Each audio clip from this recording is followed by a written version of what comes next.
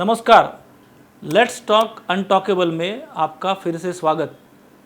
हमारे अब तक 30 एपिसोड हो चुके हैं और मुझे आशा है कि आप सब लोगों को ये प्रोग्राम अच्छा लगता है। अगर इस प्रोग्राम के बारे में आपको कोई भी सुझाव देना है तो आप यूसीएन के कार्यालय से संपर्क कर सकते हैं। मित्रों, अब तक हमने बहुत सारे अलग अलग विषयों पर चर्चा की। आज मैं एक ऐसा मुद्दा लेकर आ रहा हूँ जिसकी बहुत ज़्यादा चर्चा तो होती है, लेकिन उसका सेक्स प्रॉब्लम्स के जो उपचार है उसके बारे में उसका रिलेशन से उसकी चर्चा नहीं होती है। और वो मुद्दा है विवाह पूर्व समुपदेशन। अब आजकल ऐसा हो गया है कि लोगों को हिंदी और मराठी शब्द जल्दी नहीं समझते। उसको अंग्रेजी में कहा जाता है प्री मैरिज काउंसलिंग। ये शायद सब लोगों को तुरंत समझेगा, क्योंकि हमने शुरुआत में कहा था कि काउंसलिंग यानी क्या, समुपदेशन, कि उपदेश नहीं है, सम उपदेश है। क्या होता है कि जब उपदेश दिया जाता है तब जो उपदेश लेने वाला रहता है उसकी भावनाओं की या उसकी क्या ज़रूरतें हैं इसकी हम ज़्यादा इसके बारे में नहीं सोचते। लेकिन समुपदेशन या काउंसलिंग में ऐसा होता है कि जो व्यक्ति हमारे सामने बैठता है उसकी भावनाएं क्या है, उसकी ज़रूरतें क्या है, वो ये क्यों बोल रहा है, वो क्या महसूस कर रहा है, ये सब की चर्चा करना और ये सबको समझना बहुत ज़रूरी होता है। तो विवाह पूर्व समुपदेशन या प्री मैरिज काउंसलिंग की चर्चा मैं इसीलिए यहाँ पे करना चाहता हूँ कि आजकल ऐसा देखा जाता है कि लड़के लड़कियाँ जल्दी शादी के लिए तैयार नहीं होते। शादी के मामले में जैसा पुराने ज़माने में 15-16 साल की उम्र में शादी होती थी वो गलत था। उसके बाद में 17-18-20 साल की उम्र में शादी हो गई, वो भी थोड़ी जल्दी होती थी। पर वो जल्दी शादी इसीलिए होती थी क्योंकि उस ज़माने में शादी का जो उम्र होता है वो किससे तय होता है? वो तय होता है पुरुषों की उत्पन्न या जिसको पुरुषों का इनकम किस उम्र से शुरू होगा, उनकी आय किस उम्र से शुरू होगी, उसके ऊपर उनकी शादी की उम्र तय होती थी।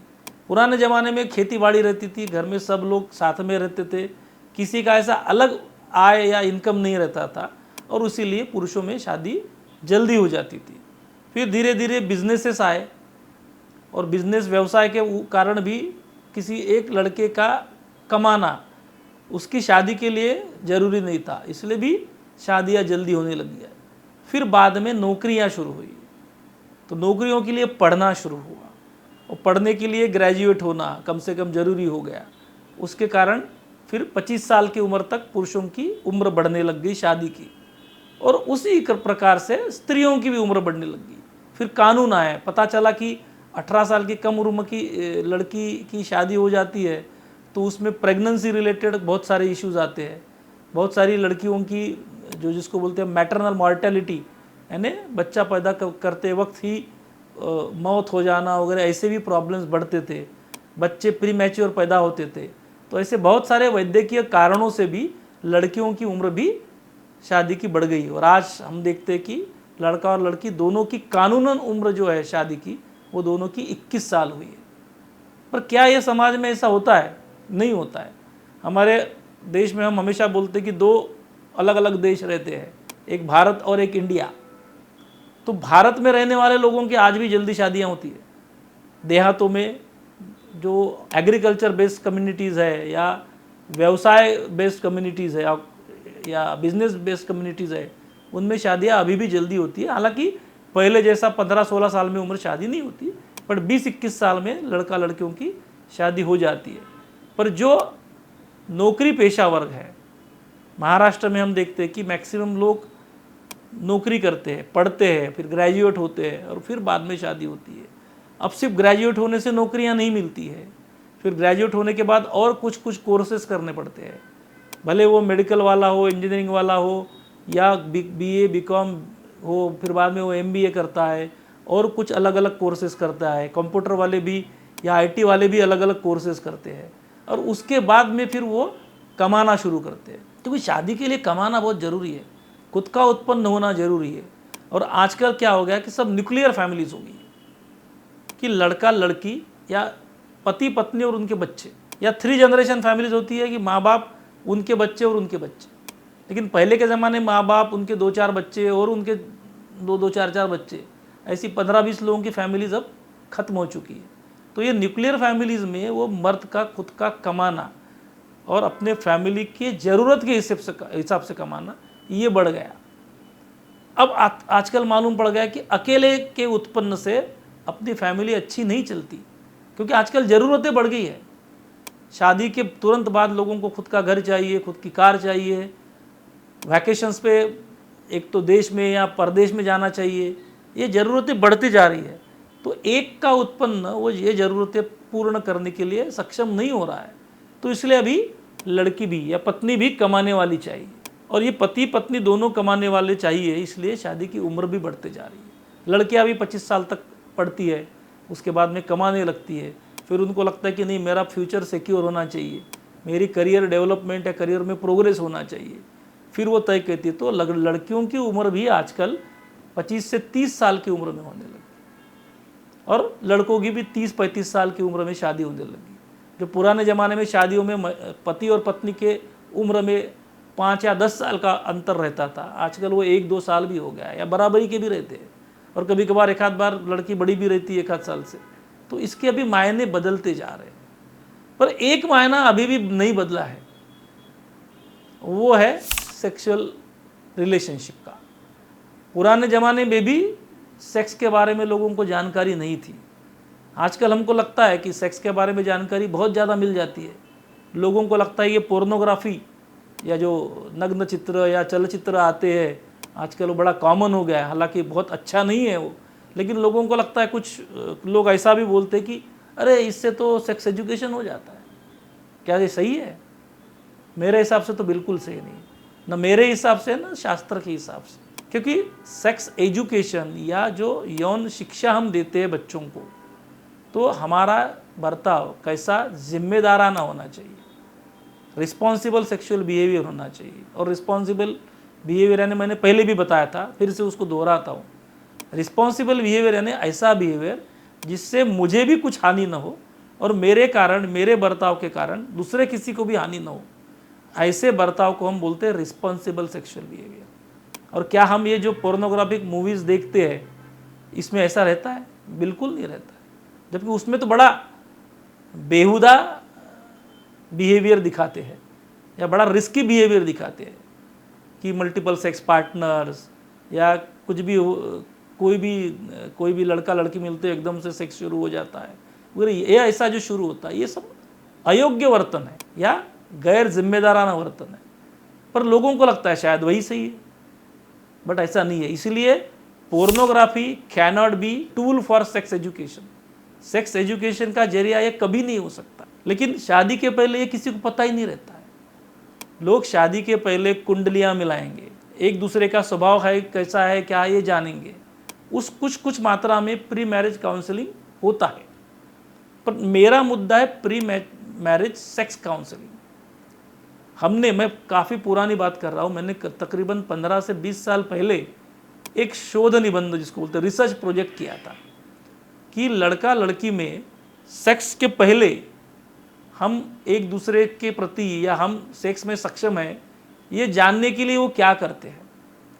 तो उसमें हमने पाया था कि बहुतांश लड़के, मैं सेक्स के लिए सक्षम हूँ या नहीं, ये 15-20 साल पुरानी बात बता रहा हूँ, अभी मायने चेंज हुए हैं, बदले हैं, लेकिन उसके बारे में भी चर्चा करूँगा कि 15-20 साल पहले हमने देखा गया था कि जो लड़के शादी के पहले सेक्स करते हैं उनका मूल उद्देश्य होता है कि क्या मैं शादी के बाद सेक्स करने में सक्षम रहूँगा या नहीं रहूँगा, और वो देखने के लिए वो शादी के पहले सेक्स करते हैं।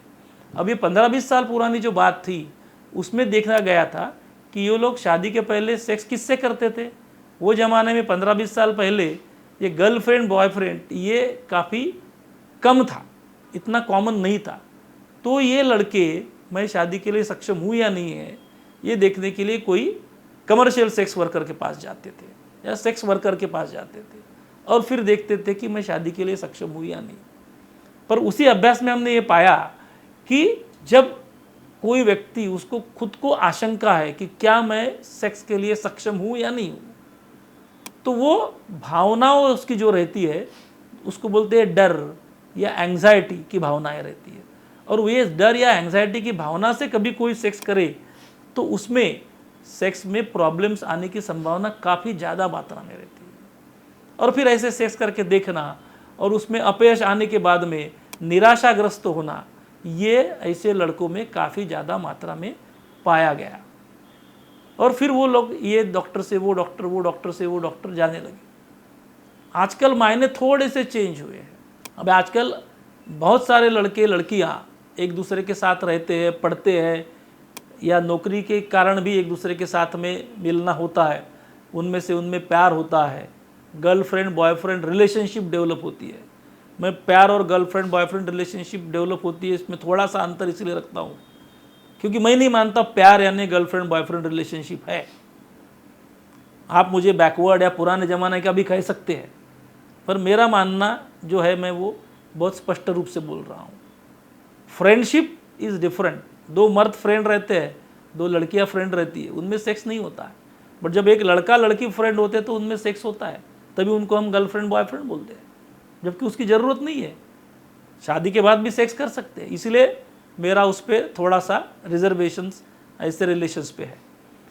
तो ये गर्लफ्रेंड बॉयफ्रेंड रिलेशनशिप शुरू हो जाती है और सबको लगता है आजकल ये लड़के लड़कियों को कि हमें सेक्स भी होना चाहिए। अब उसमें दोनों जिम्मेदार हैं। मैं नहीं ये बोलता कि लड़का जिम्मेदार है या लड़की जिम्मेदार है, दोनों जिम्मेदार हैं। बट होता क्या है कि उसका खामियाजा जो भुगतना पड़ता है वो मैक्सिमम लड़कों को भुगतना पड़ता है कि शादी के पहले गर्लफ्रेंड है, सेक्स होता है, उसमें अगर सेक्स ठीक नहीं हुआ तो फिर से जो हमने जो स्टडी किया था तब उसमें वो कमर्शियल सेक्स वर्कर के साथ में सेक्स होता था, वो ठीक नहीं हुआ करके उसको डिप्रेशन आता था। आज गर्लफ्रेंड बॉयफ्रेंड रिलेशनशिप में डिप्रेशन आने लग गया। तो कितने हद तक ये सही है? तो हमारा मानना है, या बहुत सारे लोग बोलते हैं कि मुझे शादी करना था इसलिए भी मैंने करके देखा। पर क्या शादी करना है, मुझे सक्षम मैं हूँ या नहीं हूँ इसकी चिंता है तो मैंने सेक्स करके देखना चाहिए? क्या ये उसका उपाय है? उसका उत्तर है नहीं। अगर आप में से किसी को भी लगता है कि मैं शादी के बाद सक्षम हूँ या नहीं हूँ सेक्स करने के लिए, तो आपने किसी कमर्शियल सेक्स वर्कर या किसी गर्लफ्रेंड से सेक्स करने की ज़रूरत नहीं है। क्योंकि इसमें तो हम बोलते हैं कि गारंटी तो नहीं बोलेंगे, लेकिन 99% प्रॉब्लम आने वाले हैं। क्योंकि आप डर से, खौफ से या एंग्जाइटी से, आशंका से, चिंता से सेक्स करने की कोशिश करेंगे। आपने अपनी भावनाएं जो रहेंगी वो बहुत ज़्यादा पॉजिटिव नहीं रहेंगी, नकारात्मक भावनाएं ज़्यादा रहेंगी। और ऐसी भावनाओं के साथ अगर सेक्स होता है तो उसमें अपयश आने के चांसेस काफ़ी ज़्यादा रहेंगे। तो इसीलिए ऐसी किसी को भी समस्या है तो प्री मैरिज सेक्स काउंसलिंग होना चाहिए। प्री मैरिज काउंसलिंग के लिए काफ़ी लोग बोलते हैं क्योंकि उनको लगता है कि एक दूसरे की भावनाएं, एक दूसरे का स्वभाव समझना चाहिए, एक दूसरे का व्यवहार समझना चाहिए, किसको क्या अच्छा लगता क्या अच्छा नहीं लगता ये भी समझना चाहिए। पर ये समझने के पहले मैं बोलता हूँ कि शादी यानी एक सेक्सुअल रिलेशनशिप है। तो और हम क्या करते हैं कि सेक्सुअल रिलेशनशिप है ये जानने के बाद भी सेक्स के अलावा सब बारे में डिस्कशन करेंगे, बट सेक्सुअल रिलेशनशिप के बारे में डिस्कशन नहीं करेंगे। तो इसीलिए pre marriage sexual counselling is most important. अब ये प्री मैरिज सेक्सुअल काउंसलिंग कैसा होता है? हमारे यहाँ कुछ लोग आते हैं, पर मैक्सिमम लोग अपने अपयश के कारण आते हैं कि मुझे ये कारण से अपयश आया था सेक्स में और अब मेरी शादी होने वाली है, या घर वाले शादी की बात कर रहे हैं और अब मुझे टेंशन आ रहा है, इसलिए हमारे पास आते हैं। ये नकारात्मक, जब फेल्योर होने के बाद आने वाले और फेल्योर होने के पहले आने वाले, इसमें काउंसलिंग का फ़र्क भी और इफेक्ट भी अलग अलग पड़ेगा। क्योंकि जो डिप्रेस है उसको काउंसलिंग ज़्यादा करनी पड़ेगी, उसका इफेक्ट कम रहेगा। बट जो पॉजिटिव दृष्टिकोण से आता है, सकारात्मक विचार से आएगा, उस पर काउंसलिंग का इफेक्ट ज़्यादा असरदार रहेगा। तो इसलिए हम ये जो हमारा जो प्री मैरिटल सेक्सुअल काउंसलिंग होता है, जिनकी शादी नहीं हुई वो बच्चे, लड़के, ज़्यादातर हमारे पास लड़के ही आते हैं, बहुत ही इक्का दुक्का लड़कियाँ आती है। क्योंकि लड़कियाँ बहुत बार उनको जो डर रहते हैं वो गायनेकोलॉजिस्ट के पास जाके भी शेयर करती है, शायद इसीलिए हमारे पास नहीं आती। और एक मर्द के साथ में बात करना भी थोड़ा सा उनके लिए शर्म जैसा लगता है, इनिबिशन लगता है, इसलिए नहीं आती। पर ये लड़के जब आते हैं तो उनको हम सबसे पहले उनकी फ़िज़िकल एग्जामिनेशन करते हैं कि क्या उनका फ़िज़िकल एग्जामिनेशन बराबर है, बहुत सारे मर्दों को मेरा लिंग छोटा है इसके बारे में भी हीन भावना रहती है, तो उनको भी समझाया जाता है। क्योंकि अगेन पोर्नोग्राफिक मूवीज़ का मैं एग्जांपल दूंगा, उसमें दिखाया जाता है कि उनमें जो अभिनेता होता है, उसको अभिनेता ही बोलेंगे हम, उसका लिंग बड़ा होता है, तो लोगों को लगता है शायद इतना बड़ा लिंग होता है, ये सब लोगों में होता है और मेरा ही लिंग छोटा है, बट ऐसा नहीं है। जो पोर्नोग्राफिक मूवीज़ में दिखाते हैं वो थोड़ा अतिरंजित होता है, एग्जैगरेटेड होता है, या जिनके बड़े लिंग रहते हैं ऐसे ही अभिनेताओं को लिया जाता है, क्योंकि वो भी एक इंडस्ट्री है। हमारे जो पिक्चर में हम देखते हैं 6 फुट लंबे हीरो रहते हैं, क्या हम सब 6 फुट रहते हैं? नहीं रहते। जो आकर्षक दिखते हैं उनको ही पिक्चर में लिया जाता है, वैसे पोर्नोग्राफिक इंडस्ट्री में भी है। तो इसलिए उनके लिंग के आकार के ऊपर खुद का आकार बराबर है या नहीं है, ये तुलना करना गलत है। आपको अगर लगता है तो आपने डॉक्टर के पास जाना चाहिए। बहुत सारे लोगों को लगता है कि लिंग का आकार 25-26 साल की उम्र में बढ़ेगा। कुछ लोग तो 50 साल की उम्र के भी लोग आते हैं हमारे यहाँ, बोलते कि लिंग का साइज़ बढ़ना चाहिए। बट लिंग का साइज़ एक जब पूरी अपनी जो सेक्सुअल डेवलपमेंट होती है 17-18 साल की उम्र तक, तब तक बन जाता है, बाद में वो बदलता नहीं। न किसी का कम होता है न किसी का बढ़ा सकते हैं, बट लोगों को लगता है बढ़ता है, और उसी के कारण लोग बहुत ज़्यादा पैसे खर्चा करेंगे। कोई बहुत सारे जो गलत प्रचार करते कि हम लिंग का आकार बढ़ा देंगे, उनके पास जाते हैं। मैं तो मेरे पेशेंट्स को 20 साल से प्रैक्टिस कर रहा हूँ, मैं उनको आज तक बताया हुआ, पहले पेशेंट से आज तक के पेशेंट को, कि आप जाइए और कोई आपको लिंग का आकार आपका बढ़ा देता है तो आप मुझे आके बताइए, मैं प्रूफ भी नहीं मांगूंगा, लेकिन उसी दिन मेरा क्लिनिक बंद कर दूंगा। पर अभी तक 20 साल में कोई नहीं आया, क्योंकि जो संभव नहीं है वो संभव नहीं है। पेशेंट को झूठे आश्वासन देना गलत है, जो नहीं देना चाहिए। सच्चाई समझाना चाहिए, उसके लिए उनको प्रिपेयर करना चाहिए। तो ये सब चीज़ें हम ये लड़कों के साथ में चर्चा करते हैं, उनका एग्जामिनेशन करते हैं, ज़रूरत पड़ने पे उनकी कोई टेस्ट करते हैं, जैसे टेस्टोस्टेरोन लेवल नॉर्मल है या नहीं है। बाकी उनकी सोनोग्राफी अगर कुछ ज़रूरत पड़ती है तो ये ज़रूरत के हिसाब से रहता, ना कि हर एक में ये सब टेस्ट की जाएंगी। कुछ लड़कों में तो हम शायद टेस्ट भी नहीं करेंगे, कोई सिर्फ उनकी फिजिकल एग्जामिनेशन करके ही उनके साथ चर्चा करेंगे और उनको भेज देंगे। अब लोगों का कहना कि क्या प्रीमैरिटल सेक्स काउंसलिंग होने से सेक्स प्रॉब्लम आना बंद होता है? नहीं, बंद तो नहीं होगा। ये कोई वैक्सीन नहीं है कि जिसका 100% इफेक्टिवनेस हम बोलेंगे।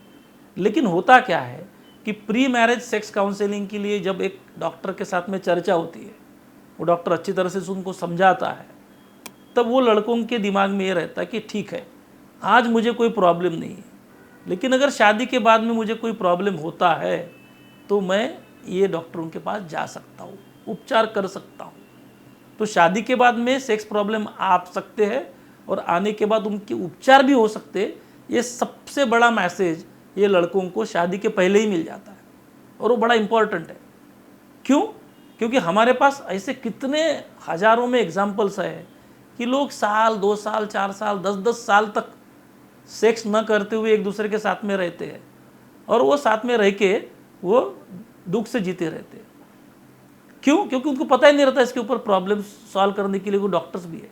इसीलिए मेरी सब पालकों से एक रिक्वेस्ट है कि आप लोगों ने अपना लड़का या लड़की, उनकी शादी करते, शादी में हम हज़ारों, लाखों, करोड़ों रुपए खर्चा करते हैं, पर शादी के बाद में जो सबसे अहम मुद्दा होता है कि लड़का लड़की का सेक्स अच्छी तरह से होना चाहिए, उसके बारे में हम उनको प्रिपेयर नहीं करते या उनको काउंसिल नहीं करते। इसलिए शादी के पूरे जो जितने भी विधियां होती है, उसके पहले की एक विधि होना चाहिए, वह है प्री मैरिज सेक्स काउंसलिंग।